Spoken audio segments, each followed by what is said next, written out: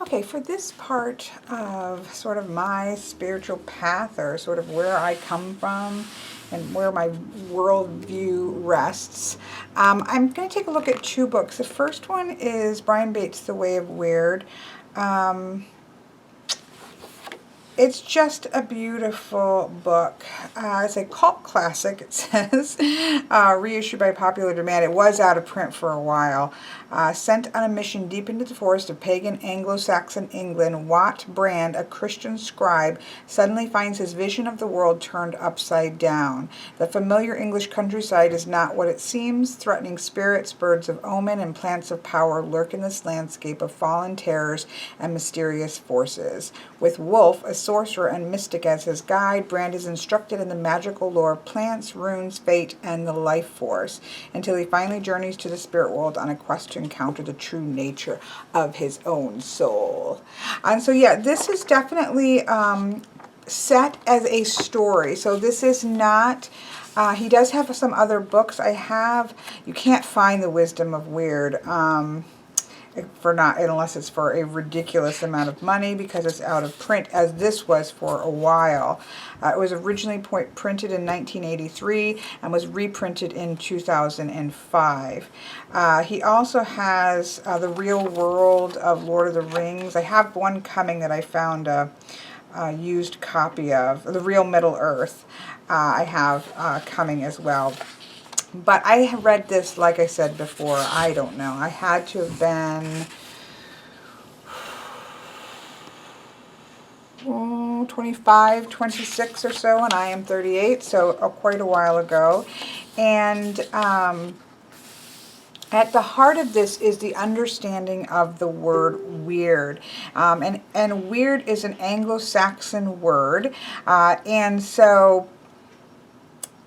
as I read this in another part, but I'm just going to touch on it again. But it means that aspect of life that was so deep, so all-pervasive, and so central to our understanding of ourselves and our world that it was inexpressible. Weird refers to our personal destiny. It connects us to all things, thoughts, emotions, and events in the cosmos as if through the threads of an enormous, invisible, but dynamic web. Couple other quotes here on Wyrd itself.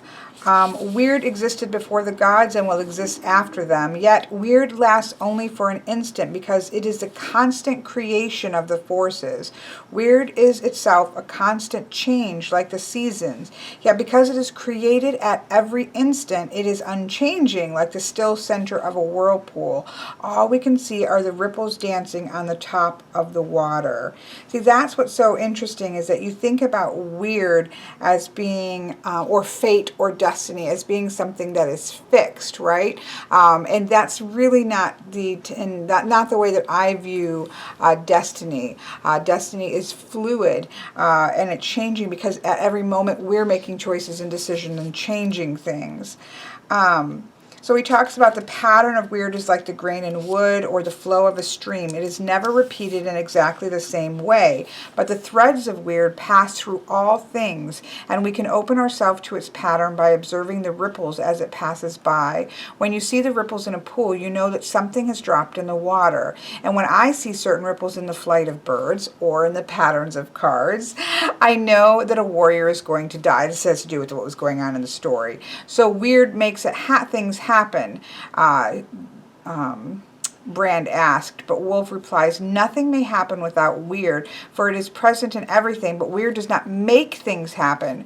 Wyrd is created at every instant, so Wyrd is the happening. So that's quite a bit different than your life or fate causing things to happen to you. It is the understanding that your destiny is created moment by moment by the things that you do. It is the happening. Your destiny is what's happening, not what's happening to you.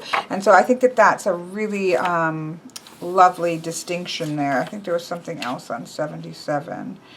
Yes, I quite like this idea here. The forces of Wyrd are like the winds and tides for a fisherman. If they are known, the sailor can trim his sails to adapt to them. He can be in harmony with the forces and use their power, but he cannot thereby change them. So you can't change the winds itself, but you can adapt, knowing that they're there and watching the patterns. You can adapt to it. Much like what I learned in Taoism, it's not so much that you're going to change the stream or change the rocks that are coming up in the stream that you're flowing down, but if you're aware of it, if you relax into the patterns of it, you can move with the cycle instead of struggling against it. So that really resonated with me. There was another yeah, this right here, because it's talking about the Wyrd sisters, which you'd think of as the Norns, the three fates. The Wyrd sisters simply express the will of Wyrd, and so do we. We cannot control our lives because we too are inseparable aspects of Wyrd and express its will. But this is not the same as saying that our life is determined. Rather, it is saying that we live like an ocean voyager, trimming our sails to the winds and tides of Wyrd as we skim across the waters of life. And cresting the waves of Wyrd is something that happens at every instant. The pattern of life is not woven ahead of time, like cloth to be worn later as a tunic. Rather, life is woven at the very instant you live it. So that's what's quite interesting. I love that idea. There's more of that. Your individual destiny is laid out on a loom. All the incidents in your life, all the dreams, thoughts, fears are a pattern woven, see, active sense, woven onto the loom. The duration of your life is measured by the vertical thread held taut by the weights of life force. The horizontal threads of the loom are the forces to be encountered during the course of your life. Rather than days and nights, the pattern woven onto this loom is the pattern of your life, and the pattern is woven by the three sisters of Wyrd. But it's that understanding that the pattern is woven while you are living it. It's not something that's woven ahead of time and you're locked into and you have no agency. So that's the idea of Wyrd, and it really flowed well from the idea of moving from my first experience with Taoism, an understanding of moving through life in that way, and then it kind of flowed into this understanding. Now, the other aspect of this book that has stayed with me over all this time is the understanding of the web here. So following from the concept of Wyrd was a vision of the universe, from the gods to the underworld, as being connected by an enormous, all-reaching system of fibers, rather like a three-dimensional spider's web. Everything was connected by strands of fiber to the all-encompassing web. Any event anywhere resulted in reverberations and repercussions throughout the web.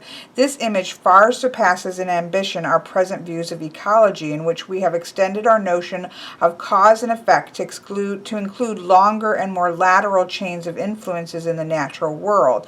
The web of fibers of the Anglo-Saxon sorcerer offers an ecological model that encompasses individual life events as well as general physical and biological phenomena, non-material as well as material events, and challenges the very cause and effect chains upon which our ecological theories depend. The Anglo-Saxon sorcerer dealt directly with life force, of like chi, a vital energy that permeated everything, but which in humans was generated in the head, flowed down the spinal column, and from there throughout the body. This system of energy, which has its intriguing similarities to the Eastern concepts of prana and chi, encapsulated physical, psychological, and spiritual domains within a single unified system.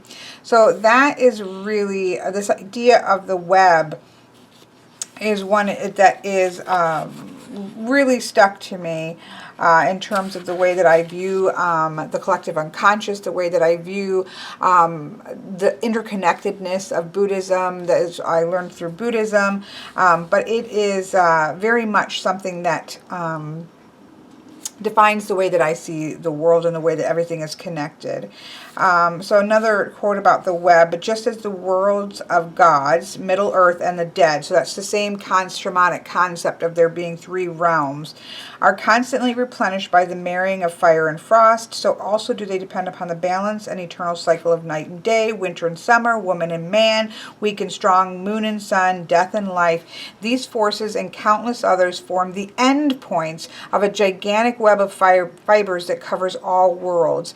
The web is the creation of the forces, and its threads, shimmering with power, pass through everything, which I think is just absolutely wonderful. He says, what, you know, he asks Wolf, what is the center of the web? And Wolf just kind of laughs and says, you can start at any point on the web and find that you are at the center, which I love that. So again, lots of information here. You know, you obviously, I would highly suggest reading it. Again, it's a novel form, which is really wonderful, but it's based on a lot of research. And in the back, he does go through all sorts of information, like lots of information about Anglo-Saxon sorcery, lots of comparative sorcery and related readings, a bibliographic supplement, because he's written obviously more since he wrote this, and so there's a lot that you can go into, but I highly recommend this. It definitely changed the way that I viewed the world. It talks about runes, it talks about divination. Omens frighten the ordinary person because they believe them to be prediction of events that are bound to happen, warnings from the realms of destiny, but this is a mistake the true nature of omens. A sorcerer can read omens as pattern pointers, I love that, from which the weaving of Wyrd can be admired and from which connections between different parts of patterns can be assumed. That's how I view a tarot reading, is reading patterns, and it's just absolutely fascinating, or I wouldn't be doing it, but I love that idea of pattern pointing. I think there was a couple more on divination. Yeah, when you can read the patterns, you can see what the future has in store. You see life as if you were viewing a room by the light of a single moving candle. Middle Earth is one room lit by 1,000 candles. There was another 77. Well, I think when he's talking about runes, yeah, he goes in and talks about runes and the way that you use... and he uses a lot of images of the sea, which I quite love. So when he's talking about using runes and things of that nature or cards, you know, it's the same sort of concept. Wyrd is too vast, too complex for us to comprehend, for we are ourselves part of Wyrd and cannot stand back enough to observe it as if it were a separate force. Just as a fisherman cannot see the full extent of the seas, so even a sorcerer cannot view the totality of Wyrd. So we carve runes into wood or bone and cast them, or cards, and cast them like nets onto the sea of Wyrd. The messages the runes bring back are like a good catch. They're enough for us to feed on until the tides of life carry us back again. So he has a lot of references to the ocean, which is quite interesting. Each rune is a complete representation of Wyrd, just as one drop of water reflects a perfect image of all that is around. So each rune reflects the totality of Wyrd. The rhythm of Wyrd may be observed at all levels, whether it is by the movement of the stars across the sky or the cutting of shapes into the patch of earth. So the same sort of thing with, that's why I do really believe with tarot. I'm a tarot reader that believes that any card, any one of these cards that comes up for any question at any time is going to have something to say about the situation. So while, yes, there is obviously chance involved in the random drawing of 3 cards, I believe that no matter what 3 cards come up, because while they as together are supposed to express sort of the totality of human experience and the human journey, singly we can see both the single element as well as the whole entirety in one card. And so it doesn't matter what card shows up. It really doesn't to me. There is going to be something to be said about the situation no matter what card comes up. So, you know, that works quite similarly to the idea of anything that you're going to randomly draw, like runes or geomancy, figures, or cards. It's all going to have something to say because you're just using them to see patterns in the bigger pattern, right? I love that idea of pattern pointers. It's some kind of waypoints that say, okay, wait, stop and look at this pattern because there's something to say within the pattern.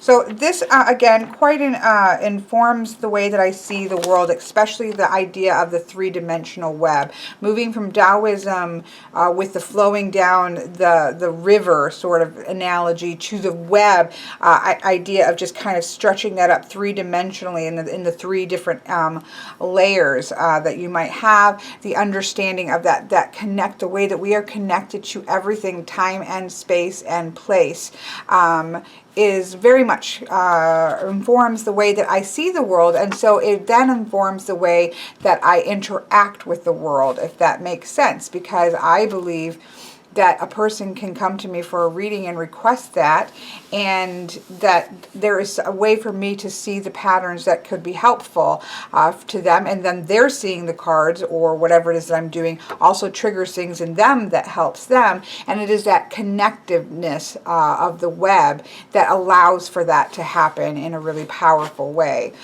So definitely well worth. I've read this multiple times.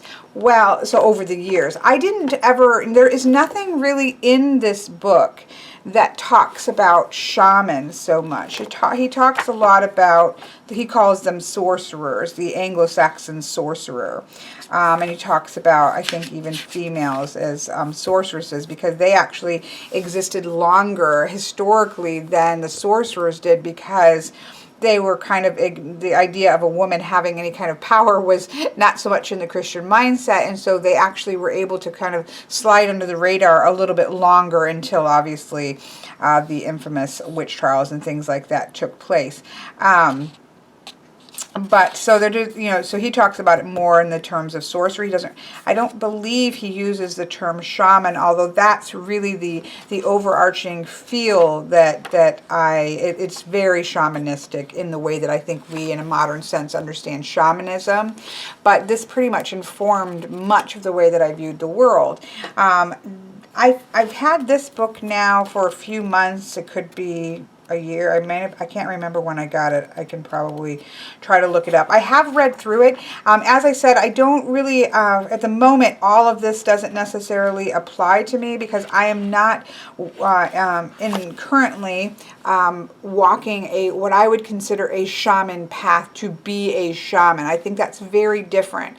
However, my worldview is very closely linked with the understandings of shamanism in a Western, what I would think of as Anglo-Saxon and or Celtic manner. And so in that sense, I found this to be quite interesting, because it does talk about the threefold universe. It's got the tree as a sort of at the heart of the understanding of shamanic cultures across many different cultures, where you have the upper world, the middle world, and the underworld connected by the tree. So the cosmos is very interesting. So it was well worth reading this book. It is by John Matthews, who is, again, a really solid researcher. He has a lot of books on a lot of different things. He always provides a really solid bibliography at the end of the books that he creates. And that is really helpful if you want to see, okay, where is he getting this from? And also, if you are interested and want to read more about it, there is just endless resources between these two books.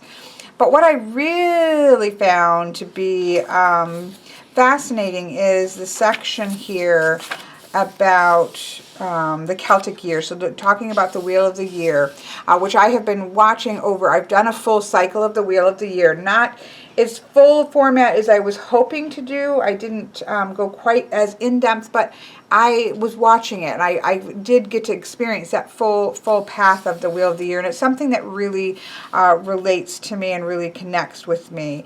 And so he starts to build on this kind of idea of the circle and start to build the understanding of the different correspondences that can come with that. So for North, we're looking at winter, we're looking at earth energy, death, foundations, animals, minerals, wisdom, these kinds of keywords. For spring, air, life, renewal, birth, birds, dawn, inspiration, right? Smell, dryness, germination, autumn in the west and summer in the south. And you have what is above and what is below understanding.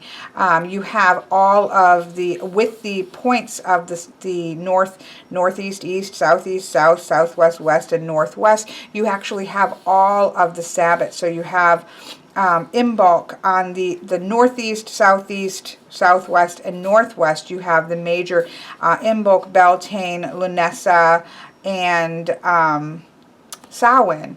And then at the middle corners, you have the winter solstice, you have the spring equinox, you have the summer equinox, and you have the autumn equinox. And so you have all of those incorporated in that. And so you just kind of keep building on top of it. And I've got a different one where I've kind of put a lot of the correspondences that it ends up being able to, and I'm going to show you that in a minute with my stones, but you're able to actually cover a lot of correspondences in this wonderful laying down of a wheel or a circle. Now you could do this large outside where you could sit in the middle of it. You could do it inside where you could sit in the middle of it, or you can do it smaller on the table and do things from there as well. So following the wheel of the year is something that I've really pulled out of this and learned some more from, as well as kind of coalescing a lot of correspondences.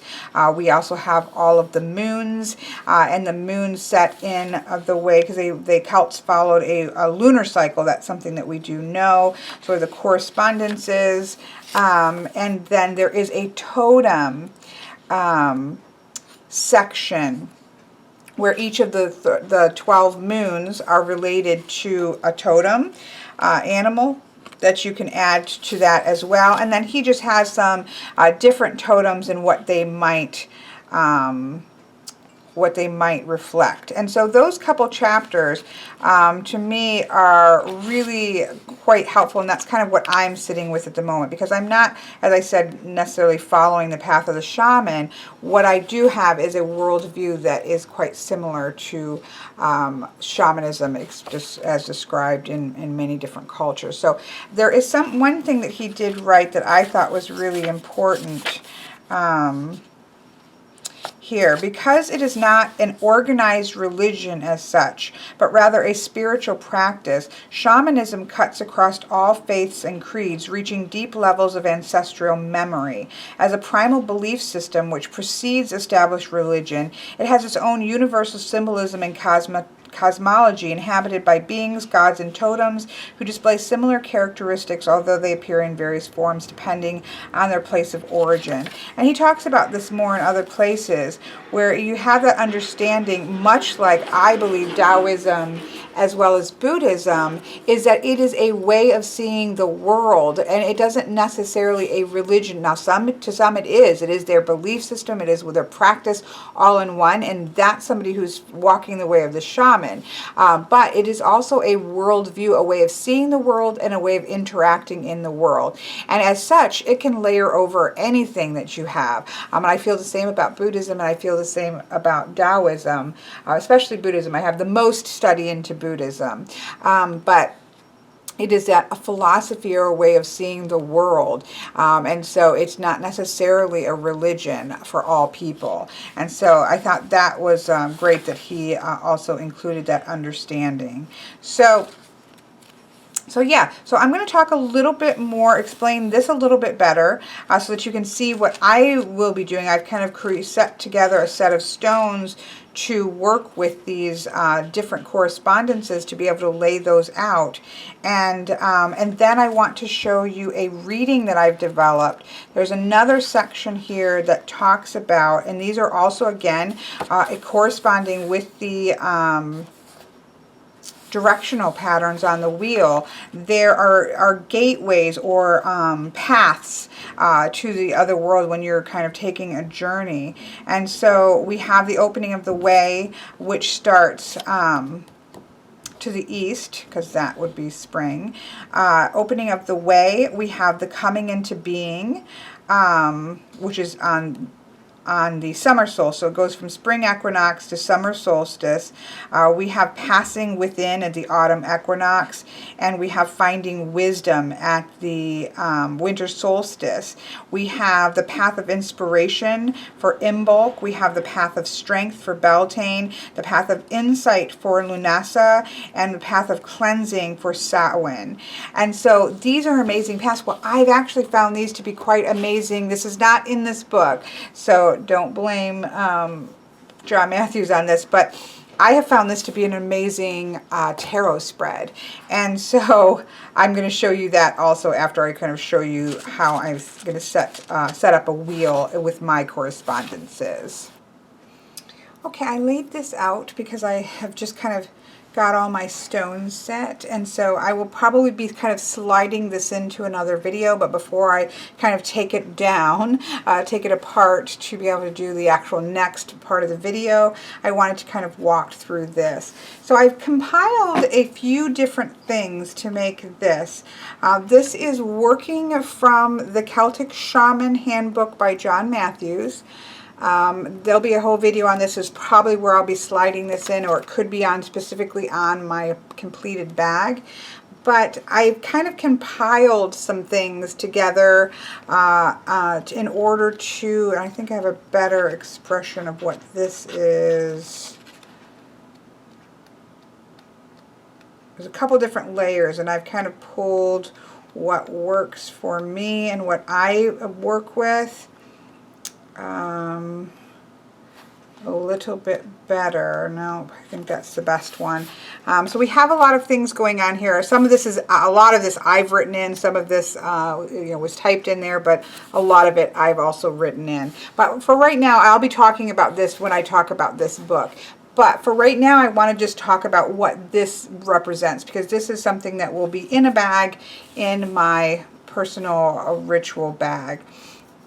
And so I just want to kind of talk about what these represent. So when you were to be building this, you would probably you would start here with center, which I have reflective of a clear quartz points, because clear quartz is sort of my power stone.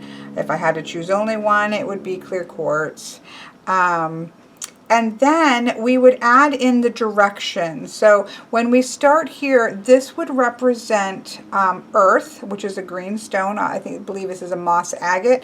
This would represent earth. This represents north. This also represents the winter solstice. So the equinoxes and the solstices are on the north, south, east, and west situation. So here we have, again, reflects north, reflects earth element, and also represents the winter solstice on December 21st. For citrine, it also, this is, represents air. Yellow is often a color of air, and so I used a piece of citrine here. This represents east, this represents air, this represents the spring equinox, which is March 21st. And the south, we have the summer solstice, fire, and this would be June 21st, so this would be the summer solstice.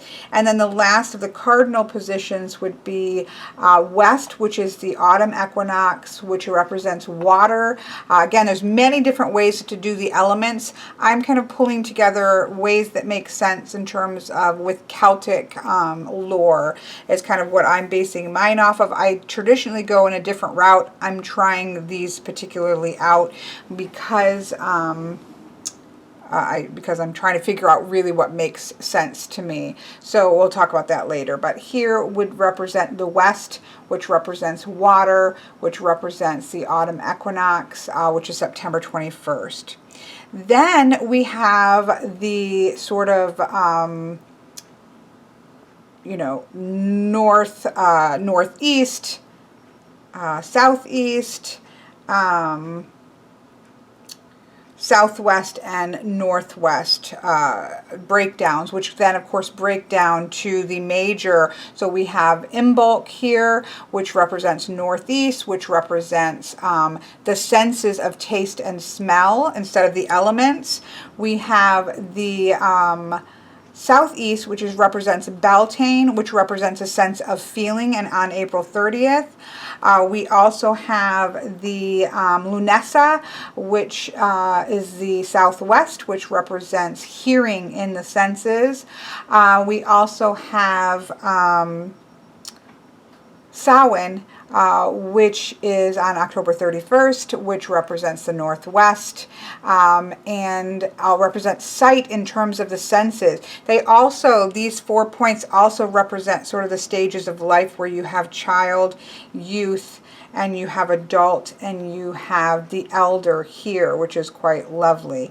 Now, these also represent passages to the other world, which I have a tarot reading that I'm going to do on that I'll talk about the passages more, but they're called the path between worlds. And so here we have the path to wisdom, we have the path to inspiration, the opening of the ways, we have strength, we have coming into being, we have insight, and we have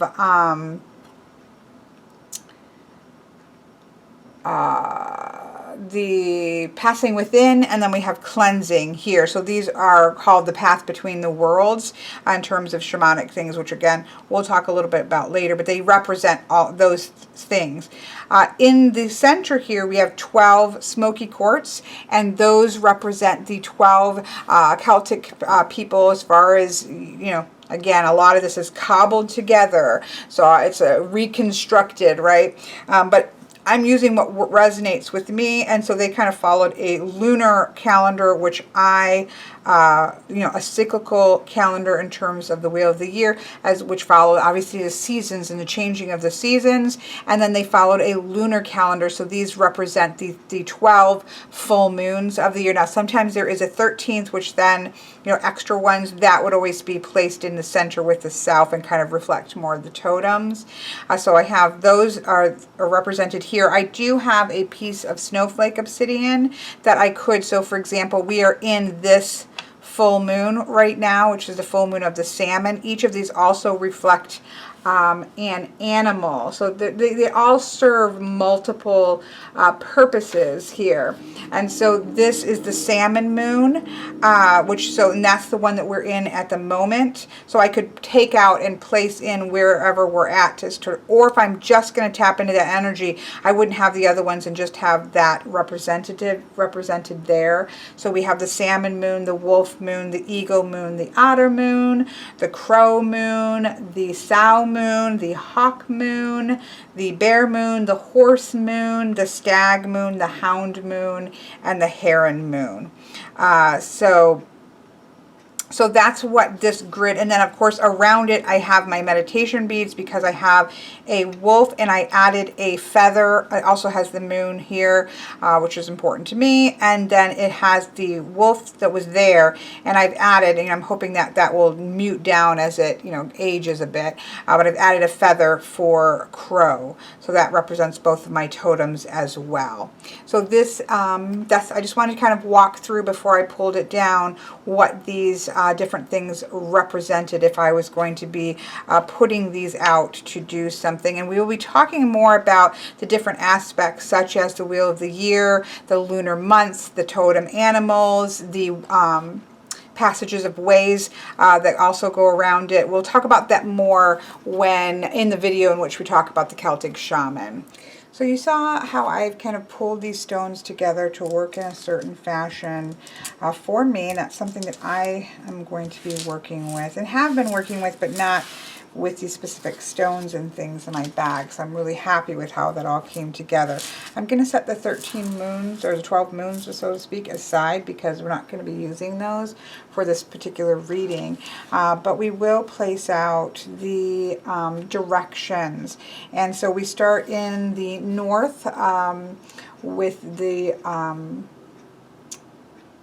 element of earth, and this associates with the winter solstice, and then we move to air in the east, which is associated with the spring equinox, and then we go to fire in the south, which is going to represent the summer solstice, and water in the west, which is going to represent the autumn equinox. And then we fill in the others, where we have Imbolc, which also represents the child. It also represents the sense of taste and smell. We have Beltane, which represents the youth. This also represents the spirit of feeling, or the sense of feeling. We have Lunessa in the southwest, which is going to represent the sense of hearing. It is also the adult aspect. When in terms of maturity, we move from the child to the youth to the adult, and then to the elder with Samhain, which represents the sense of sight. And so that's what we have going on here. Now I'm probably, let me see how far I can spread these so that we can have plenty of room for our cards. There's fire, which is a little bit harder to see on this busy. I like this but it's too busy for me. I'm going to definitely be swapping this out. Especially for this, it's definitely not ideal.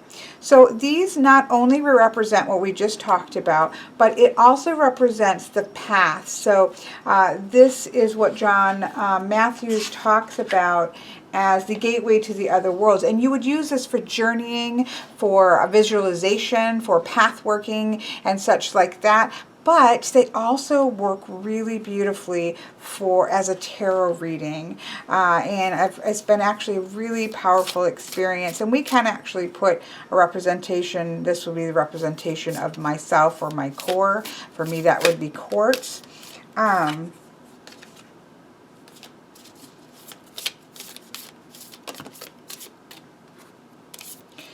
And you could also simply, if you were simply going to look for one specific thing, you could lay the cards out in that particular, and then pay attention to sight or sound. Pay attention to the realm of earth or water or air or fire, just as I normally would do. But it also gives you a lot of other aspects going on there that you can, I think, really, I find it to be quite a powerful reading.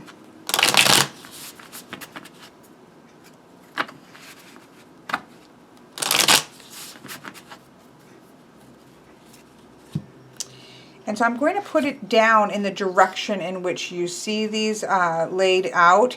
And so in the position of the north, we're going to start in the position of air, which is the path of the opening of the ways. And so I'm going to place that. I may have to widen this. We'll see how see if I've got this quite right. I've done this, but I don't do it a lot with the stones. Now that I have the stones, I quite love it, because it gives us indications here. So the path of the opening of the ways, down to the path of the coming into being in fire, here. And then we have the path of passing within to the west, which makes sense, going inner with emotions, right? And then we have the path of finding wisdom in the north with the earth. There we go. And then we start to continue around with the fifth path of inspiration in the northeast. This is along the taste and smell. It is also the child. So think about inspiration with the understanding of the child, right? Then we have moving to feeling, as well as the youth. We have the path of strength. Again, that makes sense with youth. That's where our, we equate that idea of strength. Here we have the path of insight. It also goes in with hearing, listening, paying attention sort of idea, as well as moving into the realm of the adult. And then lastly, we have the path of cleansing, which is in the realm of sight. It is also in the realm of the elder. And here we have the Ace of Pentacles. And so we have quite a lot that you can do with this, what is essentially an 8-card reading, because we can look to earth, right, and air for things of the mind with the 2 of Wands. We can look to the 6 of Swords in the realm of earth. We can look to the Chariot, confidence, and the things that are revolving fire, our passions, our creativity, how we're expressing and transforming our lives. We need to do so with self-confidence. In the realm of water, we can look and see, okay, well, we have here the 7 of Wands, being that light that shines through, right? Holding, pushing back the darkness, so to speak, in that sort of defensiveness that we see, or the defending position here, defending our rights to feel the way that we feel. In those realms, so just in the realm of elements, we can read it that way. We can also see sort of the journey, right, between child and youth and adult and elder here, and kind of see these as a pathway of pentacles to the Wheel of Fortune, to the 10 of Cups in adulthood, and to the Ace of starting over again in the beginnings, in the elder, of deeper wisdom, right? So we can look at that as sort of a journey that goes around as well. We can also then look at them in their position. So if we look here to the path of the opening of the ways, we actually have the 2 of Wands, which literally is in many ways that idea of opening the ways, pulling apart the energies to create that path forward that we have here. Into the path of coming into being is the Chariot. It's that sense of confidence and going forward with confidence because we have mastered ourselves and our sense of confidence here. And moving to the path of passing within, again, there is clearly a need to hold the light, to shine the light in the darkness, to push back the darkness internally. There is something going within that we need to push back and shine the light on. And then the path to wisdom is knowing when it's time, right, to leave, when it is time to move to another place, because everything that you've learned and the fight is pretty much done where you're at, and it's time to move on. It's time to move away from difficult things and move to new horizons. And this is where our wisdom, the path to wisdom, lies. So then the path of inspiration is in the Son of Pentacles, actively doing something, right? The Son of Pentacles is the Knight. It's that active motion, but that steady active motion of earth.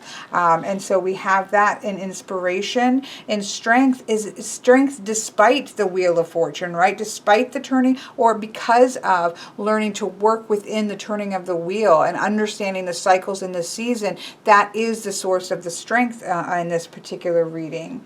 The path of insight being the 10 of Cups. That's the happiness card. Where does our happiness lie? Where is our insight into? We can often see the difficulties in life and the challenges in life, but sometimes part of the challenge is really in seeing where does our happiness lie, right here. And then finally, the path of cleansing with another Ace of Pentacles. It's a cleansing as well as a new beginning. It's a starting of something new.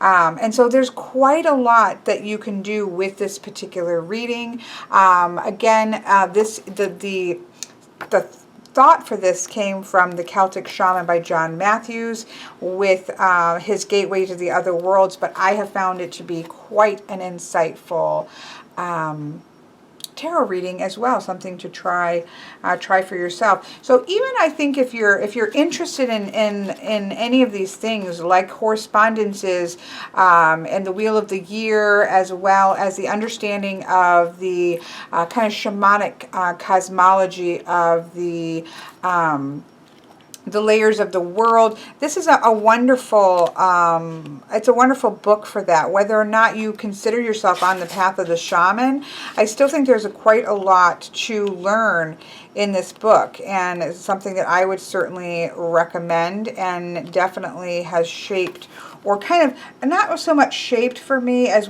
much as it has pulled together those understandings, so that it just kind of pulls it together in a way in which I am able to actually, incorporate practices, so to speak. So that, I was trying to see if there was anything else that I wanted There's the web of creation. That is also, again, that understanding of the web, which is quite amazing.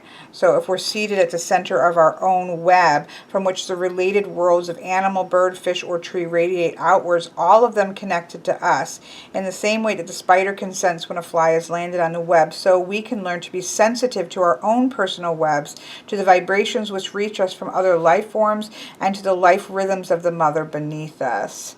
And so that is really a beautiful also visual of the web that I was talking about with the other book as well. So I hope that you found this to be interesting in some way.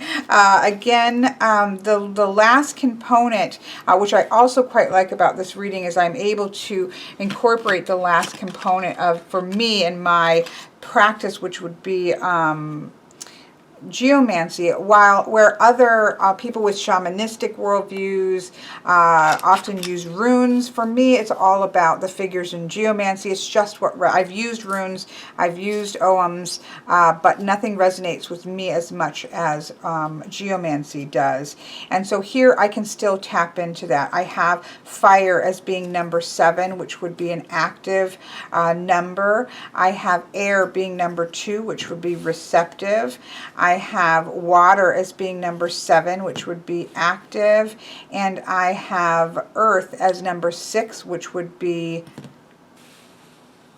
that, which is talking about the energy of a missio, which is a letting go, it's a dumping out. It doesn't always, depending on what the question is, if there are some things that needs, like if you look at that as a bag that is flipped over and things are coming out of the bag or pouring out of, that can be a sense of losing things, but it can also, depending on the question, it may be a time to release things, especially in this type of a reading, and what we're looking at things, we want to look at ways in which we might need to release things instead of having things flipped up here and hoarding things into our bag. We may be needing to release them. So then I'm able to kind of pull that in as well from this particular reading, which I find to be really a strong, powerful expression for me. So I hope that you've enjoyed this. I didn't get to everything in this particular, I'm kind of doing this series a little at a time, and I need to do the next one. I'm going to talk about the totem moons and the idea of totems and how you might work with them and what that might mean to you. So it's taking a little bit more sequentially, or taking more time than I anticipated, but I am getting there. So the next one will be surrounding that topic.